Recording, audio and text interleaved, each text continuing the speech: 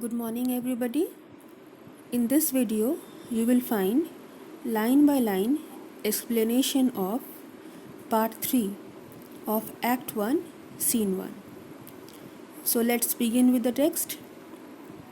Graciano, thanks, in faith, for silence is only commendable in a neat's tongue dried. He thanks Antonio for what he says previously and says that silence is to be praised, to be only praised in a dried ox tongue. Exeunt Graciano and Lorenzo. So after this, Graciano and Lorenzo are gone. So now we have Antonio and Bassanio left in the scene. Antonio, is that anything now? Do you think that is the truth? Bassanio, Graciano speaks an infinite deal of nothing, more than any man in all Venice. Graciano speaks a great deal of nonsense, more than any man speaks in all Venice. His reasons are as 2 grains of wheat hid in 2 bushels of chaff. His speech is like, the reason behind his speech is like 2 grains of good sense hidden in 2 bushels of nonsense. You shall seek all day ere you find them, and when you have them, they are not worth the search. You will spend the whole day to find them out, to find the meanings out, and when you have finally found them, they will not worth the search. So here Bassanio says to Antonio that Graciano speaks a lot of nonsense, and the meaning in the speech or whatever he speaks is like 2 grains hid in 2 bushels of chaff. Antonio, well, tell me now, what lady is the same to whom you swore a secret pilgrimage? So tell me now who the lady is to whom you have promised to visit secretly, that you today promise to tell me of, that you promised to tell me about today. Bassanio had promised Antonio to tell him about Portia some time back, and Antonio in this speech is questioning Bassanio about it. Bassanio, it's not unknown to you, Antonio, how much I have disabled my state. It is not unknown to you, Antonio, how much I have spent my means.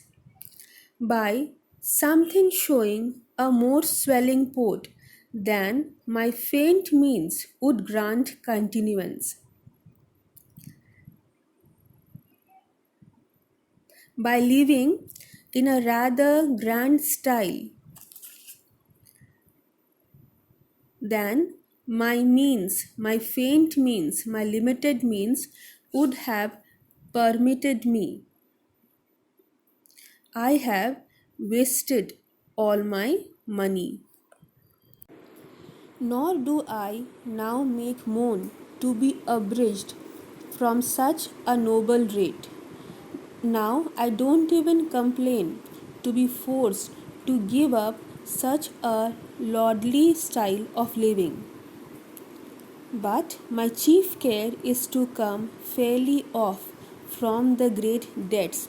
But my main desire is to honorably come out from these great debts that I have landed myself into, wherein my time something too prodigal hath left me gauged, in which my extravagant expenditure has landed me to. To you, Antonio, I owe the most, in money and in love. To you, Antonio, I owe the most, in terms of money as well as in love. And from your love, I have a warranty, and your affection for me gives me the right to unburden all my plots and purposes, to unfold to you all my schemes, plans, and intentions, how to get clear of all the debts I owe, how to free myself from all the debts I owe to you as well as to others. Bassanio, he is a spendthrift. He comes from a noble family, but he has spent all the wealth that he possessed, and now he borrows from others as well as Antonio to maintain a grand lifestyle, at the same time unable to return any money back. Antonio, I pray you, good Bassanio, let me know it. I request you, good Bassanio, let me know of your plans. And if it stand as you yourself still do within the eye of honor, be assured. And if it is as honorable as you yourself are, then be assured. My purse, my person, my extremest means lie all unlocked to your occasion. In that case, my money, my person, my utmost resources are all open to fulfill your needs. Bassanio. In my school days, when I had lost one shaft, I shot his fellow of the same flight. In my school days, when I lost one arrow, I shot a similar arrow the same the self same way with more advised watch, a similar arrow in the same direction, but this time watching it more carefully to find the other fourth, and by adventuring both I often found both, to find the previous arrow, and by risking both the arrows I often found both. I urge this childhood proof because what follows is pure innocence. I offer you this childhood experiment because what I have to propose now is quite innocent. I owe you much, and like a wilful youth, I owe you much, Antonio, and like a self willed young man, that which I owe is lost. Whatever I owe to you, I have lost. But if you please to shoot another arrow that self way, but if you please to shoot another arrow in the same direction which you did shoot first, in the direction which you have shot first, I do not doubt, as I will watch the aim, I then do not doubt that I shall watch it this time more carefully, ought to find both, or bring your latter hazard back again, and thankfully rest debtors for the first. I will watch it more carefully, and I assure you that I shall recover both for you, or bring the second loan, and remain grateful to you for the original one. Here, Bassanio is giving Antonio a childhood example of a childhood experience of his. He wants Antonio to give him another loan and promises that he will spend it carefully this time and repay him all the old loans back to him. In case he fails, he promises to at least return the second loan back to him. Antonio, you know me well, and herein spend but time to wind about my love with circumstance. You know me very well, and here you are just wasting your time to question what I can do for you. And out of doubt, you do me more wrong. And undoubtedly, you are hurting me this way, in making question of my uttermost, in doubting what I can do for you.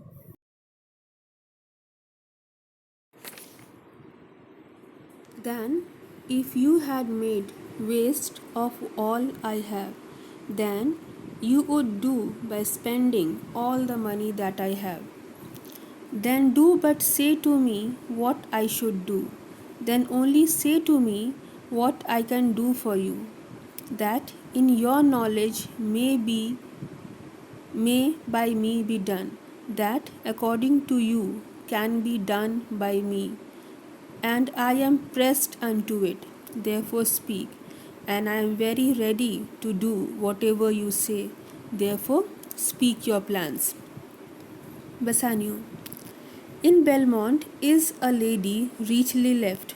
In Belmont there is a lady who has inherited much richness, and she is fair and fairer than that word of wondrous virtues, and she is beautiful, and more than that she has wonderful personal qualities. Sometime from her eyes I did receive fair speechless messages, and sometimes from her eyes I have received unspoken messages. Her name is Portia, nothing undervalued to Cato's daughter, Brutus Portia. Her name is Portia. She is not less valuable than Cato's daughter, Brutus Portia. Nor is the wide world ignorant of her worth. Her merit is known all over the world, for the four winds blow in from every coast renowned suitors, because the famous suitors are wind borne, carried by wind towards her. And her sunny locks hang on her temples like a golden fleece, and her bright hair hang over her forehead like golden fleece, which makes her seat of Belmont Colchester, which makes her home Belmont, like the ancient kingdom of Colchis. And many Jasons come in quest of her, and many adventurous suitors come there to attempt to win her. O my Antonio, had I but the means to hold a rival place with one of them. O my Antonio, if I had the money to take place as a competitor among them, I have a mind presages me such theft that I should, questionless, be fortunate. I have a feeling that promises me such, such fortune that I would be the winner. A Portia in Merchant of Venice is compared to the character of Portia in Julius Caesar, which is another play written by Shakespeare. The character Portia in Julius Caesar was the daughter of Cato, a Roman statesman, and wife of Brutus, a brave Roman general. Golden Fleece. The reference is made to the ancient Greek legend. Fleece refers to the crop of wool of a sheep or ram. A famous hero called Jason, with his companions, the Argonauts, went on a dangerous voyage to Colchis, on the east coast of Black Sea, in search of the golden fleece, which was fastened to an oak by the local ruler, and the fleece was guarded by a dragon. Jason obtained it with the help of his wife Medea. Antonio. Thou knowest that all my fortunes are at sea, neither have I money nor commodity. You know very well that all my wealth are at sea. I do not have money, and not even good. To raise the present sum, to provide you with the money that is required. Therefore, go forth, try what my credit can in Venice do.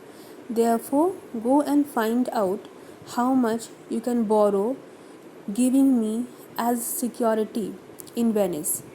That shall be racked even to the uttermost. It shall be stretched to the utmost limit, to furnish thee to Belmont, to equip you for Belmont, to fair Portia, to win fair Portia. Go presently inquire, and so will I where money is.